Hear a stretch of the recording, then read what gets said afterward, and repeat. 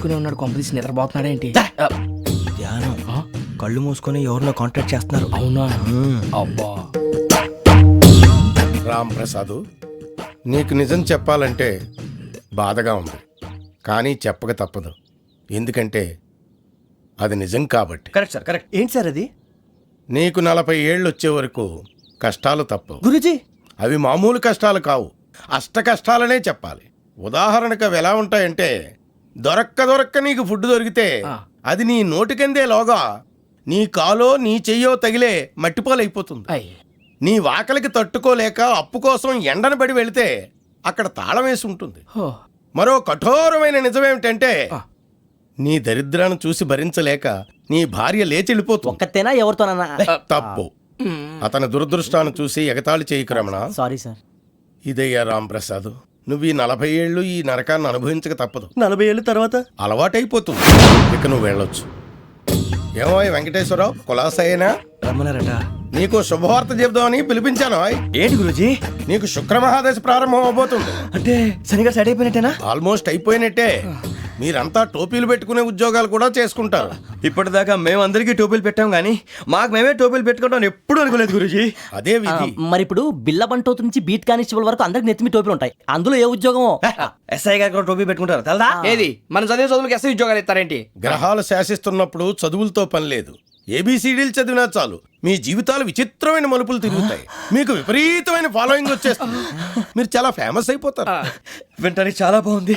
ఇప్పుడు మమ్మల్ని ఏం చేయమంటారు గురూజీ? ఏమీ చెయ్యదు, వెయిట్ చేయండి. కాలం కలిసి వస్తే అదృష్టమే మిమ్మల్ని గేలం వేసి పట్టుకుంటుంది. అంతవరకు వెయిట్ చేయండి. వెయిట్ చేసి కొంచెం వెయిట్ కూడా పెరిగింది. అయినా పర్వాలేదు, వెయిట్ చేస్తాం. అందాక ఏ అప్పు సపోర్ట్ చేసుకుని తాగుతాం, బ్రతుకుతాం అన్నట్టు. అప్పు అంటే గుర్తొచ్చింది.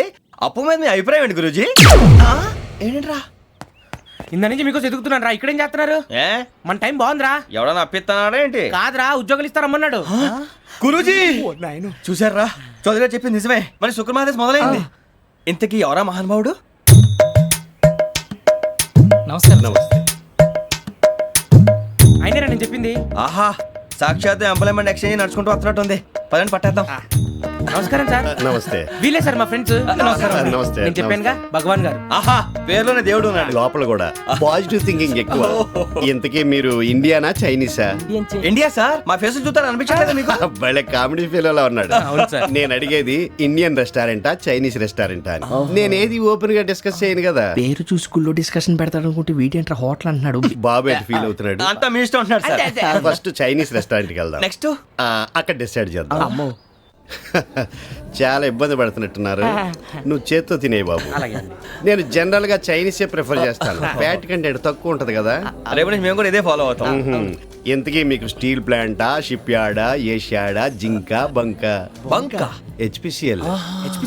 ఇవన్నీ దేనికి సార్? దేనికేంటి? ఉద్యోగం చేయడానికి. మీకు ఎందులో కావాలో చెప్పండి. నేను అమలపోతున్నారా? ఏంటయ్యా డిస్కషన్స్?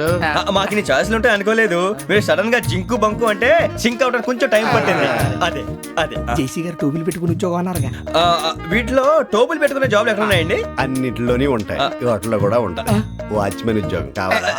ఇంతకీ మీరు అనే జాబ్ ఏంటి సార్? నేను చెప్పేది టోపులు పెట్టుకునే ఉద్యోగం కాదు, టైల్ కట్టుకునే ఉద్యోగం. అది టైల్ కట్టుకోవటం మాకు రాదు.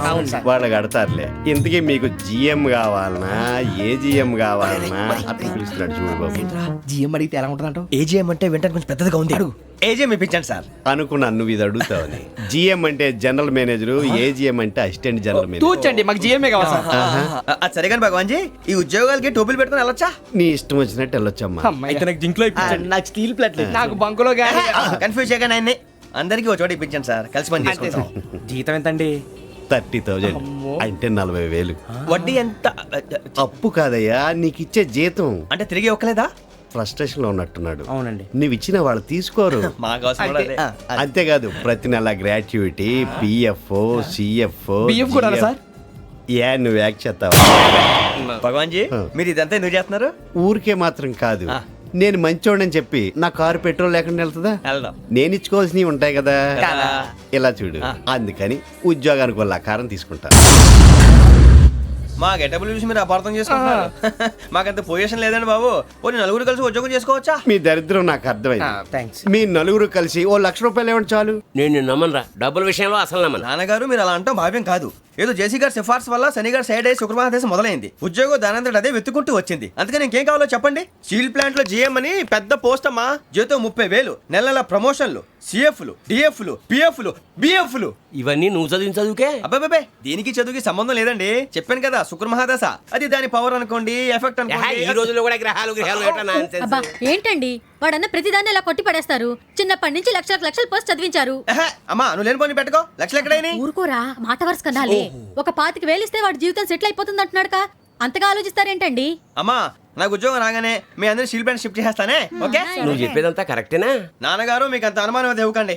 సర్లే, ఇప్పటికిప్పుడు అంత డబ్బు అంటే కష్టం కానీ నా కెనటిక్ హోండా అమ్మాలి. నాకు తెలుసు మీరు ఆ నిర్ణయం తీసుకుంటారని, అందుకే పార్టీని పట్టుకొచ్చాను. బయట వెయిటింగ్.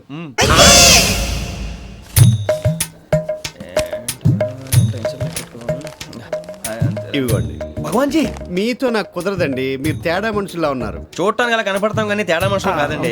ఇది ఎంతో లెక్క పెట్టండి. 5,000 తగ్గిందండి. ఆ విషయం నాకు ముందు చెప్పాలి కదా. ఇది తేడాతనం కదా. సర్దుబాటు కాక జరిగిన పొరపాటు. మా దరిద్రం మీకు తెలియంది కాదు. మీ ప్రాబ్లమ్స్ నాకు అనవసరం అండి. ఇప్పటికే మీ మూలంగా 3 లక్షల బొక్క తెలుసా. మీరు ఫేస్ అంత చిరాగ్గా పెట్టకండి. రే ఆ గొలుసేవరా, తొందరగా ఎవరా, ఆయన కోపం వస్తుంది. ఇదిగో తీసుకోండి. తీసుకోండి ప్లీజ్. భగవాన్ గారు తీసుకోండి సార్ ప్లీజ్. భగవాన్ గారు మీ కోపం తగ్గిందా? కోపం కాదు వెంకటేశ్వరరావు గారు, ఎందుకో మోసాన్ని భరించలేను. అది నా బలహీనత. ఇవన్నీ వదిలేయండి, ఇంకోసారి పొరపాటు జరగదు. మేము ఎప్పుడు జాయిన్ అవ్వాలో చెప్పండి, కొత్త బట్టలు కొనుక్కోవాలి. మీరు ఆ పనిలో ఉండండి. పొద్దున్నే గుడికి వెళ్ళి 9:30 కల్లా, మొన్న వచ్చారే ఆ ఆఫీస్కి వచ్చేయండి. మీ అపాయింట్మెంట్ ఆర్డర్స్ రెడీగా ఉంటాయి. 8:30కి వచ్చేస్తాం. మీరు వచ్చిన వాళ్ళ తలుపులు తీరు. మీ కంగారు నేను అర్థం చేసుకోగలను. ఇంతకాలం పని లేక స్తంభించిపోయిన మీ జీవితాలు ఇక నుంచి వేగం పుంజుకుంటాయి.